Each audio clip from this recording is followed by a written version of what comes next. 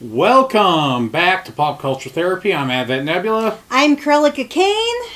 And this episode's not going to be a real one of our traditional episodes because all we are is talking about what's going to be coming up with Denver Pop Culture Con, what we're looking at seeing there, who we're looking forward to meeting if we get the chance, and a few other things we'll talk about going into this.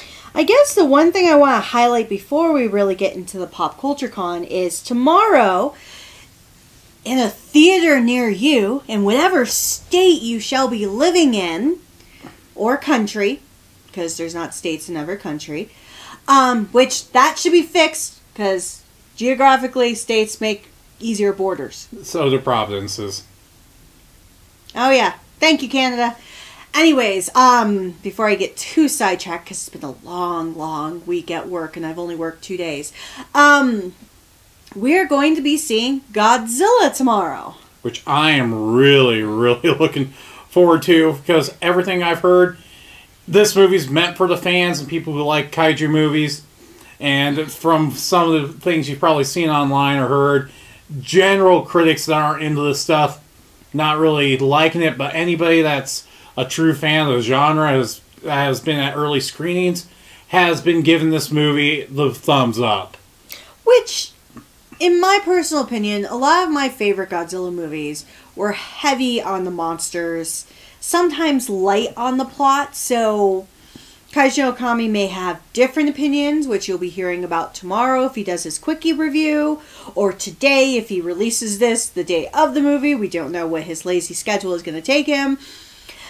But you'll hear more about how he feels about the movie at that point in time. But on to the topic du jour. Denver Pop Culture Con. For anyone who is not local, years past, it was called Denver Comic Con. The reason it had to change its title is due to San Diego Comic Con. And New York Comic Con, both. They did a lawsuit, from what I believe. Yeah, speculation-wise. That's speculation. Nobody knows for sure. We don't have anything that confirms that through legal means or anything. But it may have been just Denver Comic Con changed its name to Denver Pop Culture Con. May have been a way just to change the name to avoid something like that. Exactly. Happening. There's been a lot of speculation that the reason it changed is because San Diego and New York Comic Cons, respectively, have become so huge, and supposedly, once again, this is conjecture because everything found online doesn't say for sure because we can't find any legal documents to review it, claims that San Diego Comic-Con actually trademarked the term Comic-Con. And due to that, anyone who uses the term Comic-Con is in trademark infringement unless they pay a licensing fee. Where New York Comic Con pays a licensing fee, apparently, for that, which is actually documented, and there's a few others that do. Exactly. So, once again, unofficial, but I do have to admit, getting used to calling the convention a new name after so many years of calling it Denver Comic Con is going to be a little bit of a challenge, so we are working very hard, so any reviews, interviews, everything that we do, we call it Denver Pop Culture Con, which actually works for us because we're pop culture therapy. Yeah, exactly. So, one hand, I don't remember the quote, never mind. So, I personally have to say, comics were not always my forte. Gasp, I know. But, I've loved them, but I've had, periods where they weren't, my main focus. So, some of the comic book artists that they have coming this year, I am admittedly, I have to say, not familiar with too many of them. I know Kaiji Okami and Nebula have a little bit more of a familiarity with them. Where for you, you're probably looking more forward to meeting a few of the authors that are going to be there this year. I would say the authors are going to be more up my alley. I've always been an avid reader, so for me, reading anything written word-wise has always been something that's helped me relax. It's a form of escapism for me. So I have to admit, there's a lot of authors here that we have met in past years, like Amelie Howard, Sue Duff. So I'm looking forward to seeing them again, because it's nice to always catch up. But at the same time, we have a few new authors coming here that I'm hoping we can meet, because actually one of the authors, her name is Chloe Neal, because I love my romance novels. I can never, ever deny that, and I actually tout it more to my friends than anything else. She actually writes one of those romance novel series I've read, so I'd love to meet her. And then there's a lot of other interesting authors that do children's books, or you have a lot, they'll do like the hard fantasy or the hard sci-fi, or... And speaking of hard sci-fi, anybody who has been a fan of the series that was on Sci-Fi, now Amazon has the rights to it, The Expanse, the two authors for it, Daniel Abraham and, give me a sec here, Tyler Corey Frank, they are both going to be there together. The Expanse is based on several novels, and the TV series, for the most part, has been pretty much a direct adaptation of those books.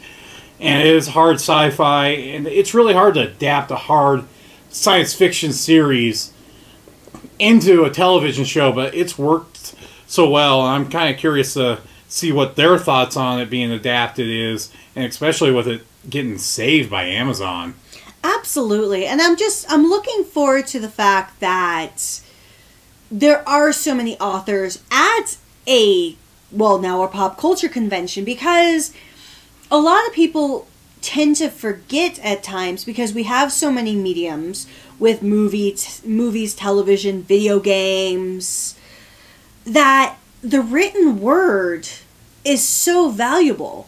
And even if it's picking up a comic book, which I definitely recommend that. We actually talked about that in my second master's degree program for teaching children how to read, utilizing comic books, because it has that dual purpose, like many of the children's books, where you have the picture and the words that you can kind of connect hand in hand.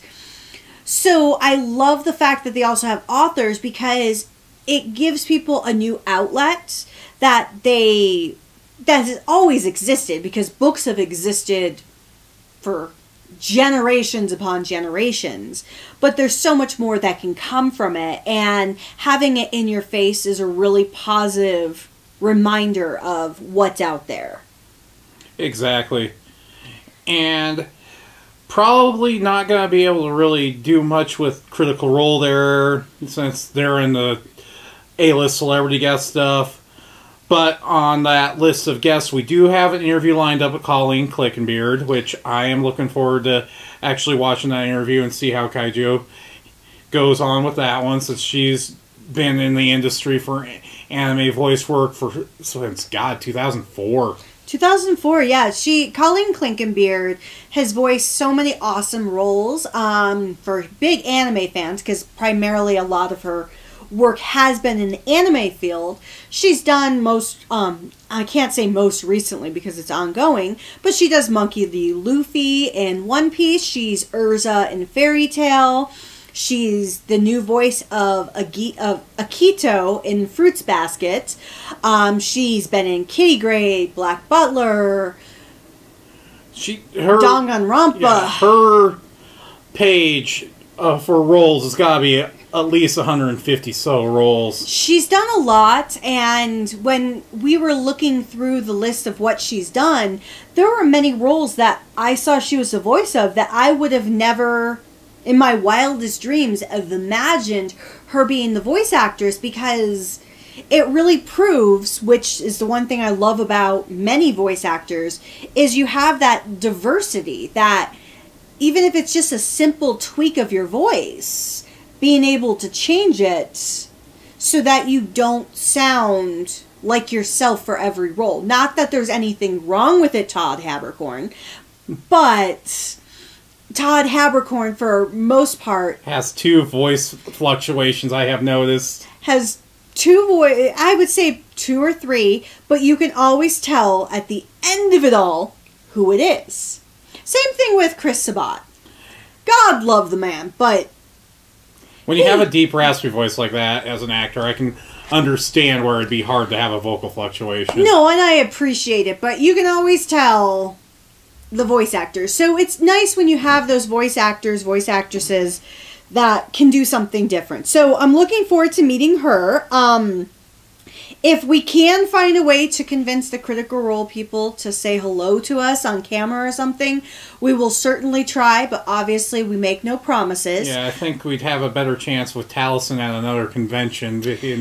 We've actually talked to him several times in the past. Another voice actor I would like to see if we can connect with, unfortunately it was hard to do so, is Clifford Chapin. He is another huge anime voice actor that you've probably heard in so many different things. He currently plays Kaba in Dragon Ball Super. He is in Darling in the Franxx, Gridman, My Hero Academia. Bakura is probably my least favorite character, and yet he's the voice of him. Oh, Bakura. Yep. Yeah, so he's in a lot of voice work. It's a little bit of a challenge to find out how to get in touch with him. So if for some reason you magically listen to this podcast, Clifford Chapin, please look us up. If you don't, my life is not going to be hurt. I will say the one actor that, unfortunately, his agent would not get back to me, which I can certainly respect, is actually Cary Elwes.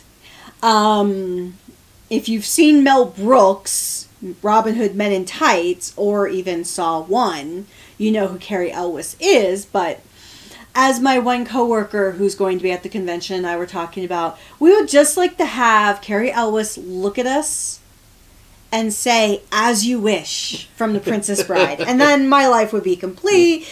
Check in the mail, I'm done, I'm going to go home. Nothing else matters except for Cary Elwes treated me like the Dark Roberts.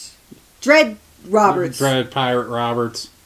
One thing that I've been thinking about with this one is a picture with Catherine Tate. We'd probably do it, the three of us together, just to save on costs on that. Oh, that would be cool, because Yeah. she is one of my favorite companions from Doctor Who. She played the companion for David Tennant in his 4th season. Yeah, 4th season. It was the 4th season Doctor Who, David Tennant's 3rd. No. 2 for Rose, 1 for Martha, 1 for Donna. Rose was with the 9th Doctor. Oh, yes, it was the 3rd. Sorry, you're right. Yeah. Damn it. Yeah. I thought she had 2 seasons with Tennant. So no, she only had 1 because the 1st season was with the 9th Doctor. So, yes. Ava Nebula is correct, but yeah, the 3rd season with Tennant, 4th season for the new generation. But she, until I really saw the old Doctor Who stuff, she was my favorite just because she was loud, she was crass, she was ballsy. I could handle that because that's who I am. Where somebody like me who had seen some older Who before, and Catherine Tate's, with her as a companion, reminded me of Ace back in the day with the 7th Doctor being that same kind of reckless brashness. The sad thing is, I emailed George Takei, and he didn't respond, which was sad, but I could respect it, because I can only imagine how busy he is going to be at the convention. But he's one that I've respected, not only as an actor for what he's done, but also as the fact that he's like an icon. He's been a representative of the LGBTQ community, which I actually believe they should put a P in there because of the fact there's so many pansexual individuals or non-binary. But I know they have to keep the they have to put simple. the plus sign there now to make it simpler. yes, LGBTQ plus. But he would be one I'd like to meet. Christopher Lloyd. Kerry Randolph, who is a comic artist who has worked on the Miles Morales stuff. He's one that I'm looking forward to meeting. Right now, he's working on. He's one of the current co-creators of Black for DC, which is a Black Mask series right now, and he's also working on a new comic series. And along with all of these actors, artists, comic book artists, the authors, everything like that. The one thing I'm also looking forward to is being able to see all the attendees. Just like any kind of anime convention, you get a lot of cosplayers. But the one benefit, if you haven't been to any kind of Comic-Con, I'll just keep it simple like that, just in general terms, the one thing I really value for that is you get all sorts of cosplayers. And yes, at anime conventions, you'll get the same thing, where you'll get people dressing in things not anime related. But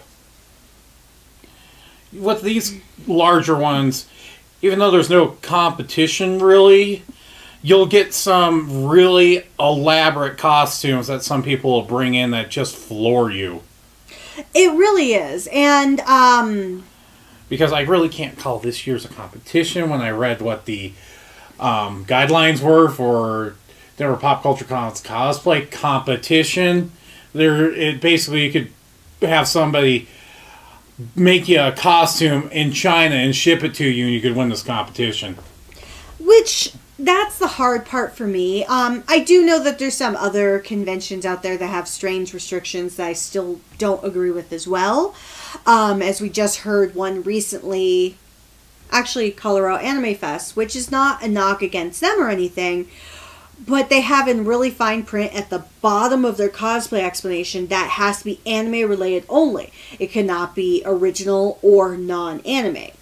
Which, if you don't have that in a place where people know, there was one person in the room who was incredibly upset over it. And to have something at a convention like this where you can get in a box cosplay. When I'm not knocking in a box cosplay. I'm not knocking it by either, any means. Because I have a ton for kaiju in a box cosplay. But on the flip side of it, the fact there's no judging for a crafting competition in this is kind of a little bit of a letdown, because some of the way people craft their costumes is just amazing. Well, and that's where my concern comes in, is because there are so many people who put so much work and time and money and effort. Not that the cosplays in the box don't do, because I can guarantee for all the cosplays we've gotten, we've had to make adjustments. We've had to buy additional accessories. We had to make our own accessories. So there's a lot of work involved no matter what cosplay you do. But there are times where you do want to honor those individuals that have literally put their blood, sweat, and tears into what they've crafted. Yeah. Because it is a lot of work. It is hard, no matter what type of cosplay you have to do. I think the first year that we went to Denver Comic-Con, the coolest cosplay I had seen was the three main characters from, well, not Picard, but from the Next Generation. Yeah, I remember seeing a Riker, a Worf, and I can't remember the Doctor's name, and they were all together. Yes, yeah. That was the three of them. And so there's a lot of great opportunities with any of these. So if you do have a local comic convention in your area, if you're not here in Colorado, I would definitely recommend checking out, because I've been to some small comic conventions before, and those even had a lot of fun. They're another great way to connect with the fans, to connect with other mediums of pop culture, because comics, compared to anime, I'd say probably compared to even films, have been a long-standing medium, because there have always been versions of comic strips going on since the 1800s. Yeah, there always has been some sort running in a local newspaper, at least. So comics in and of itself are a long-standing tradition that it's nice that they're being honored. And you get to actually learn about a lot of the artists that are with it. I know Kaijin Okami and Advent Nebula and myself are going to be trying to do some interviews with comic artists, both new and old, to kind of promote not only what they do, but talk about how they got into it, how they got into such a creative medium that is, at times, even more cutthroat than any other medium. Especially because last year we talked to like 4 or 5 indie comic artists that were just self-published there. Mm-hmm. You ended up really getting into one of them. Yes. I'm horrible with the title. I'll make sure it's put in the comments. Because I love it and I want to promote it, but yeah, let's. I think it's like Lock and Key or something. Yeah. God, I can't remember, but it's basically a spin on Calvin and Hobbes in a neo-noir setting. It's basically what the comic is. Some of the indie artists, that's another one I'm looking forward to going and looking at. Always you get some really interesting indie artists at these conventions. And then you're going to have, obviously, you'll have some of the bigger name, more mainstream ones that'll have their booths set up there just to get their work out for more exposure. On top of that, they're probably promoting something that's going on at the time where they have an upcoming work project that's related to, like, something they've been contracted out to do. So you kind of get to see what's going on with ideas that have kind of sprouted out from that with original artwork or actually artwork from characters and comics and other medium that's reflecting that art style. Trying to think here what else would be going on with author-wise. Obviously there's going to be some indie authors there as well, like you get with the self-published comic artists that are promoting their work in as well with the booths. Another thing that you get a lot of is also you get some game companies that will be promoting their board games or their video games. Not so much on the video games, like that's more of a smaller community, but it's still... It's usually, if they are there, it's the ones that just have their cards out for like, hey, we have an indie video game that we're working on, check it out. And they're probably selling it, of course, with some kind of merchandise that they have what's their main business. I also have to admit, I'm looking forward to going to the Zenescope booth again this year. If you're not familiar with Zenescope, it is actually the one comic book series I have liked in adulthood. Not that I don't like Marvel DC, that's not what I'm saying, but it's something I've read so much because it came out as an adult. They do the Grimm's Fairy Tales. They always have a large booth there, too. They always have a large booth, and the Grimm's Fairy Tales that they do are so awesome because they take such a dark theme to it. And you can tell from the artwork, this is a series meant for adults. Oh, yeah. I'm actually surprised with how fan servicey is. I have a lot of it, but then again, I've always been that dirty old man in a way. But I'm looking forward to seeing what kind of collections they have. I'm also looking forward to seeing the comic book artists out there that even yourself and Kaiji Okami last year, there were a few comic artists that you met that you're like, oh, you did something I didn't even know you did. Yeah. And it's always nice, as somebody who has not always been in the mainstream fandom, to kind of watch that shock and awe. Kaiji Okami did that when he met Joe Giella, who used to do a lot of the inking and stuff for the Flash and Batman comics back in the old days, like in the 40s and 50s and so on.